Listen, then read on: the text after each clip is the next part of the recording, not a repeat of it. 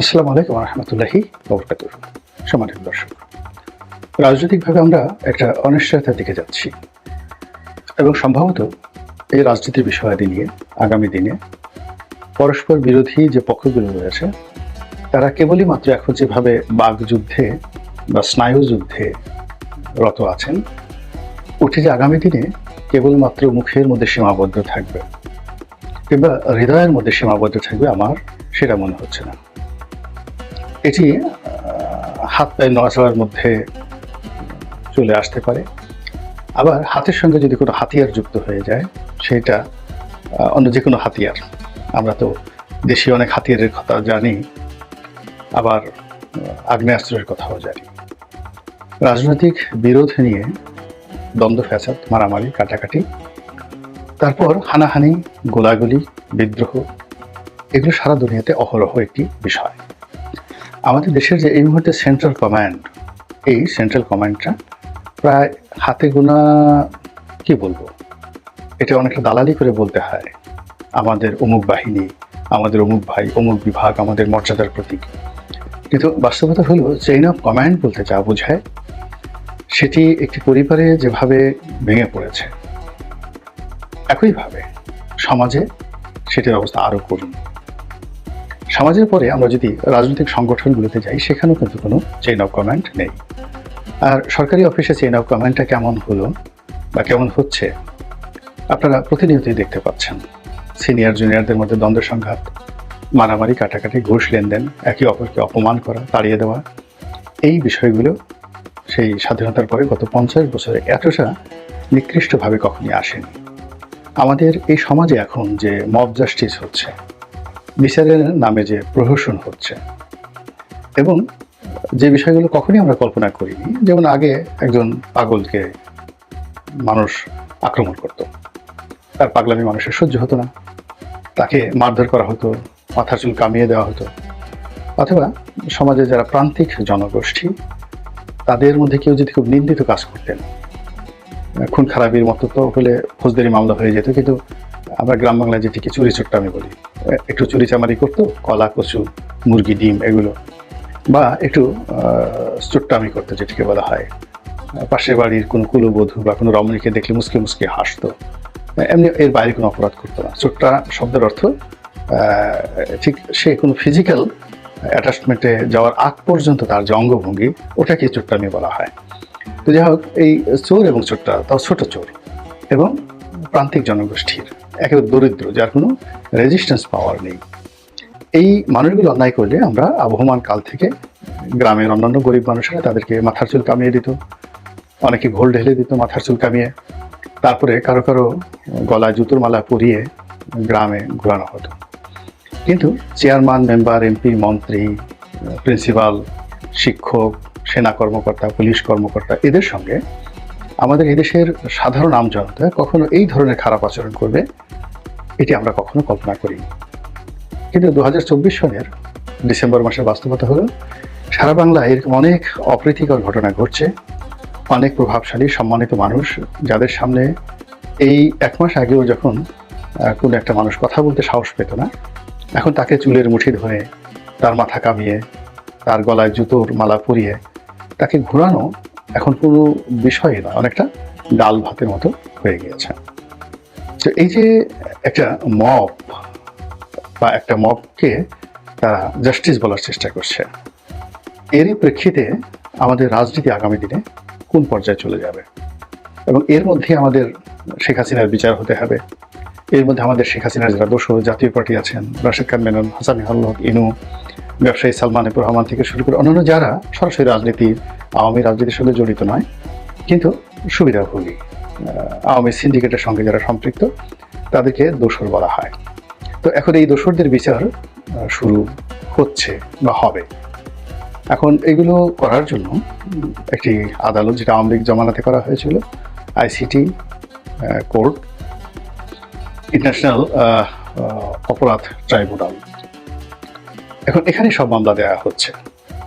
এর বাইরে থানাগুলোতে অনেক মামলা হয়েছে, যেগুলোকে গণ মামলা বলা যেতে পারে, এবং এরকম মামলা কয়েক হাজার হয়েছে আমি বলতে পারবো না, তবে সব মামলাতেই 20 জন 30 জন নয়, 300 400 500 1000 জন লোকের নাম উল্লেখ করার পরেও তাদের রাগ কমেনি। কোনো কোনো মামলায় এরপর আরও 2-3 হাজারকে অজ্ঞাত আসামি করা হয়েছে। এবং এই মামলাগুলো অন্য সময় যা হয় থানা পুলিশ করতো আওয়ামী লীগ জমানাতে, কিন্তু এবার দেখা গেল যে প্রাইভেট পার্টি পক্ষ জোগাড় করে আনা হয়েছে।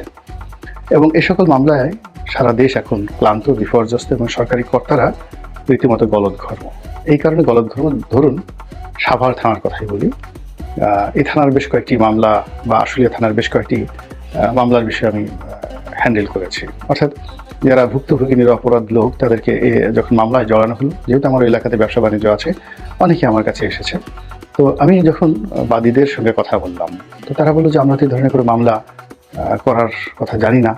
একজন লোক এসে, প্রভাবশালী একজন লোক এসে আমাদের বললো স্বাক্ষর করার জন্য, আমরা স্বাক্ষর করে দিয়েছি। ওকে যদি বলে আমরা তো না করে পারি না, এই পর্যন্ত। তারপর যখন আমি থানাকে বললাম, থানা বললো যে স্যার আপনি তো জানেন কিছু করার নেই। আচ্ছা, একটু এসপি সাহেবের সাথে কথা বলেন। বললাম এসপি সাহেবের সাথে কথা, এসপি সাহেব বলে ডিআইজি সাহেবের সাথে কথা বলেন। বললাম ডিআইজি সাহেবের সাথে কথা, ডিআইজি সাহেব বললেন যে আমার নিজেরই তো চাকরি যায় অবস্থা। তো এরকম ঘটনা কয়েকটা ঘটেছে। পরবর্তীতে দেখা গেল যে যারা একটু তদবির করে মামলা ঠেকানোর চেষ্টা করেছে, সেক্ষেত্রে বাদীকে দিয়ে কোর্ট কাছারি থেকে, মানে আদালত থেকে এই এজাহার নেওয়ার জন্য একটা অর্ডার নিয়ে আসা হয়েছে। এভাবে যে মামলাগুলো হয়েছে, কত হাজার হয়েছে সারা বাংলাদেশে, এখনো পর্যন্ত একজ্যাক্টলি এই তথ্য আমরা জানি না। অনেক সময় যে একটা ট্রান্সপারেন্সি থাকে, সেই তথ্য আমরা জানি না, কিন্তু মামলা হয়েছে, হাজার হাজার মামলা হয়েছে। এবং হাজার হাজার মামলার মধ্যে যদি গড়ে 500 করে আসামি থাকে, তো সেই আসামির সংখ্যা কত হবে? এবং অবাক করার ব্যাপার হলো প্রায় বেশিরভাগ মামলায় 1 নম্বর আসামি শেখ হাসিনা। এত লম্বা ভূমিকা টানলাম এই কারণে যে বাংলায় এখন নির্বাচন নিয়ে তুমুল বিতর্ক চলছে। প্রথমে বলা হলো যে নির্বাচন হবে, তবে প্রয়োজনীয় সংস্কার সাধন করার পর অনেকগুলো সংস্কার কমিশন হয়েছে। এখন সংস্কার শব্দটি এখন রীতিমতো একটা গালিতে পরিণত হয়েছে, এটি জনপ্রিয়তা হারিয়েছে। এবং যারা সংস্কারের কথা বলেছেন, প্রধান উপদেষ্টা থেকে শুরু করে অন্যান্য যে সকল উপদেষ্টা, তারা সবাই ট্রলের শিকার হয়েছেন। প্রধান উপদেষ্টাকে নিয়ে হয়তো প্রকাশ্যে ওইভাবে কেউ গালাগাল করেনি, কিন্তু যে সকল উপদেষ্টা এই সংস্কারের পক্ষে শুধুমাত্র একটা টু শব্দ করেছেন, তাদের 14 গোষ্ঠী উদ্ধার করে দেওয়া হয়েছে। কে নারী, কে পুরুষ, কে বৃদ্ধ, কে আবাল, কে বনিতা, ডাজ নট ম্যাটার, সবাইকে একেবারে জনাব সেফায়েতুল্লাহ সেফু যেভাবে গালাগাল করেন, ঠিক ওইভাবে গালাগাল দিয়ে কাউকে ভারতের দোসর, কাউকে রয়ের এজেন্ট, কাউকে স্বাধীনতা বিরোধী চক্র, যে যার মতো করে ট্যাগ লাগিয়ে এদেরকে হতোদ্যম করে দিয়েছে। ফলে এখন সংস্কার আগে হবে, তারপর নির্বাচন, এই জিনিসটা আপাতত আগের মতো মার্কেটে চলছে না বা মার্কেট পাচ্ছে না। এখন কি করা যেতে পারে? সরকার হাতে সবসময় কতগুলো টিম থাকে, বি টিম থাকে, সি টিম থাকে, ডি টিম থাকে। সরকারের কতগুলো ছায়ার সরকার থাকে, যেমন গোয়েন্দা সংস্থা, ডিজিএফআই, এনএসআই, তারপরে ডিবি, এসবি, এগুলো থাকে। এগুলো আগের সরকারের ছিল, বর্তমান সরকারেরও আছে। এরা পর্দার আড়ালে থেকে বিভিন্ন রকম নড়াচড়া করে। তারা যে এখন করছে না, এই কথা কিন্তু বলা যাচ্ছে না। দুই নম্বর হলো যে রাস্তায় তাদের পক্ষে ঘেউ ঘেউ করার জন্য তাদের অনেকগুলো প্রতিষ্ঠান থাকে, অনেকগুলো ভাড়া করা লোকজন থাকে দেশে এবং দেশের বাইরে। এদের কাজই শুধু সরকারের গুণগান করা, অথবা সরকারের কথা মতো, প্রেসক্রিপশন মতো সরকারের সমালোচনা করা, গালাগাল করা।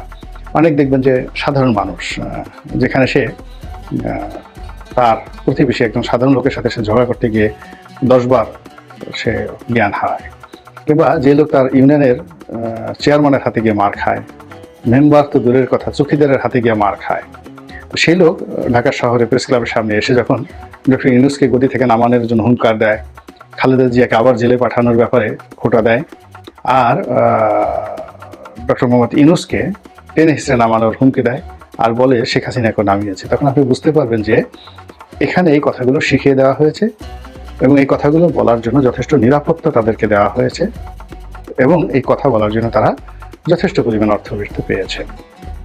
তো এগুলোকে আপনি B team, C team, D team বলতে পারেন, যাদেরকে দিয়ে সরকার অনেক কথাবার্তা বলায়।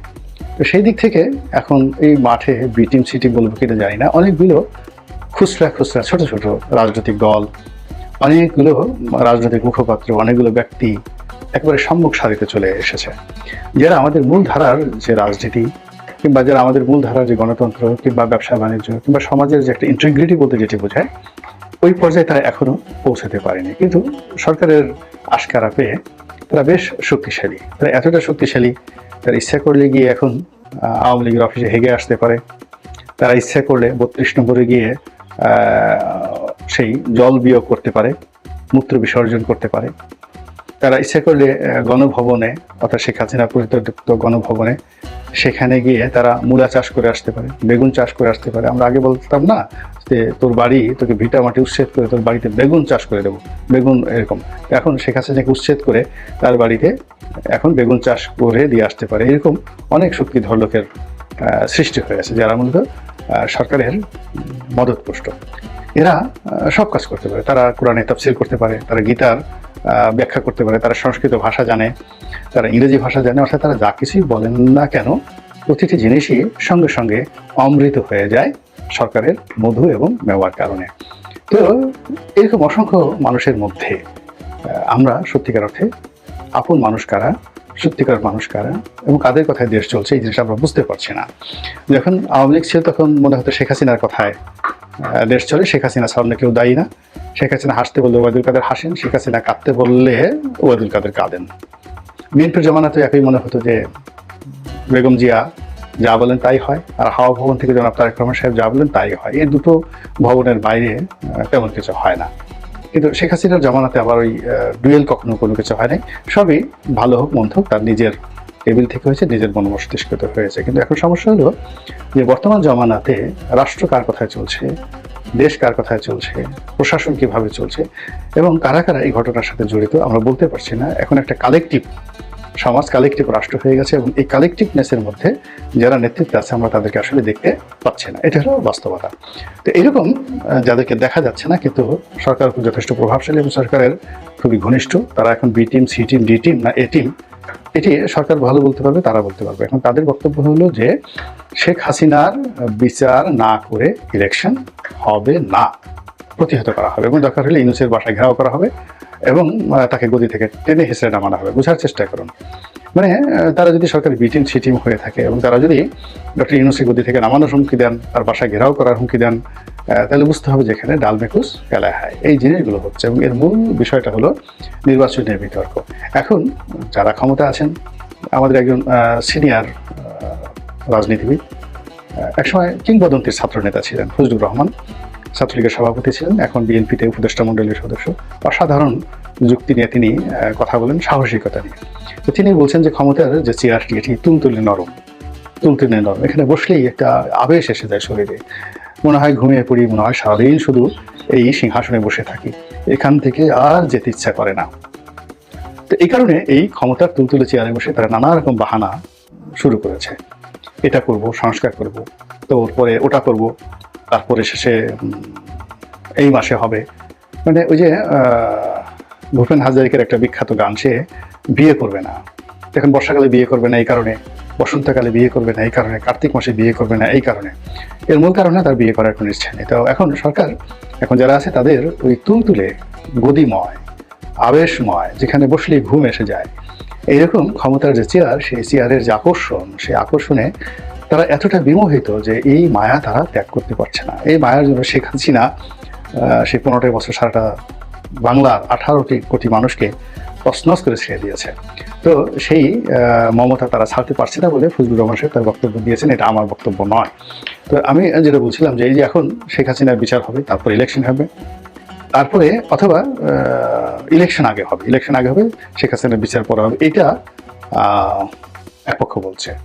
এখন এই দুটো পক্ষকে আপনি পরস্পর দাঁড়িয়ে যেভাবেই সমালোচনা করেন না কেন, আলোচনা করেন না কেন, এটার যে একটা কনক্লুশন, কনক্লুশনটা হলো যে সবাই ক্ষমতায় যেতে চায় আর সবাই যারা আছেন ক্ষমতায় থাকতে চান।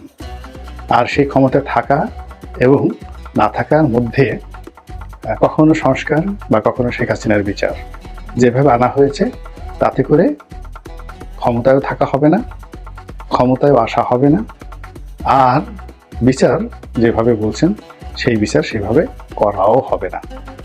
এর কারণ হলো যখন একটা রশি 3 থেকে 4 দিক থেকে টানাটানি শুরু হয়ে যায়, তখন সেই রশিটি ছিঁড়ে যায়।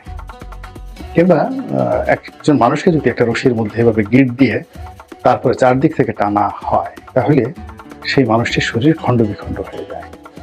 এখন নির্বাচনকে কেন্দ্র করে আমরা যেভাবে রশি টানাটানি করছি, যেভাবে কথাবার্তা বলছি, তাতে আর যাই হোক না কেন নির্বাচনের যে রোড ম্যাপ এটি অক্ষত থাকছে না।